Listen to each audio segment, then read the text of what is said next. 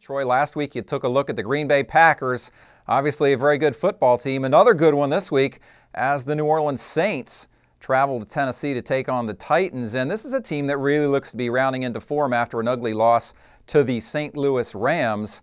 Drew Brees, a very dynamic, accurate quarterback, a lot of weapons on offense, a lot of similarities to the Packers. And I got to ask you, we know the San Francisco 49ers are out there, but do you see the Saints maybe getting another shot at the Packers at the end of the season heading into the Super Bowl?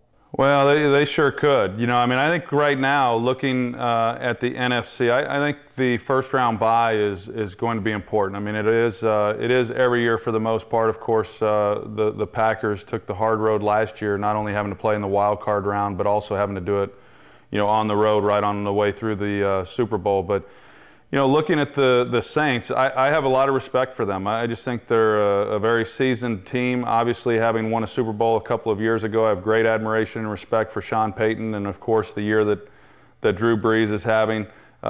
Defense is somewhat of a concern, but I think you could say that about the Packers as well. But that'd be a heck of a matchup between these two teams. Could you talk a little bit about Brees and Rodgers and that completion percentage of 70%? I mean, you know how hard it is to complete balls in this league, and that number just is really impressive to me. How do they do that?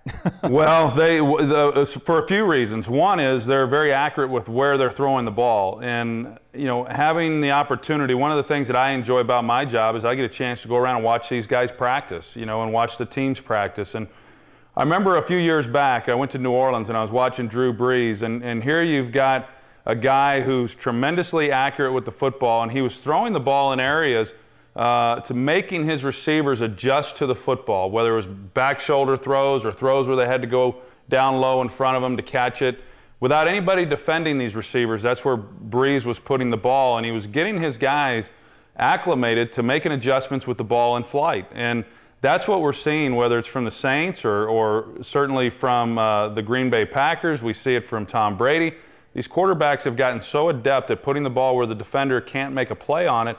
And then most importantly, these receivers are making the adjustments required to make a play on the ball.